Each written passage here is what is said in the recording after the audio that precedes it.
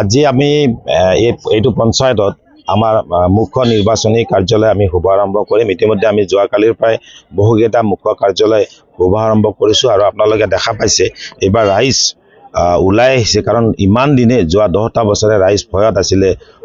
অৰুণোদয়ৰ কাৰণে কাৰোবাৰ ভয়, কাৰোবাৰ অন্য আঁচনিৰ কাৰণে ভয়।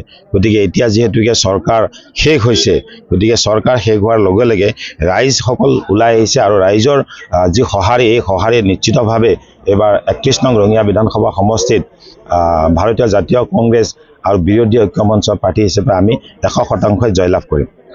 এতিয়া ওলাই আহিছে, আমি আপোনাক কৈছোঁৱেই যে মানুহে অলপ ভয়ত আছিলে, সেই ভয়টো এতিয়া আঁতৰ কৰিবলৈ আমি চেষ্টা কৰিছোঁ। আৰু আজি নিশ্চয়কৈ আপোনালোকে লক্ষ্য কৰিছে যে আজি বহু নাহা মানুহ আমাৰ মাজত আহিছে আৰু বিভিন্ন মানুহে আমাৰ লগত যোগাযোগ কৰি আছে নিশ্চিতভাৱে, আৰু বহু মানুহ আমাৰ দলত যোগদান কৰিব।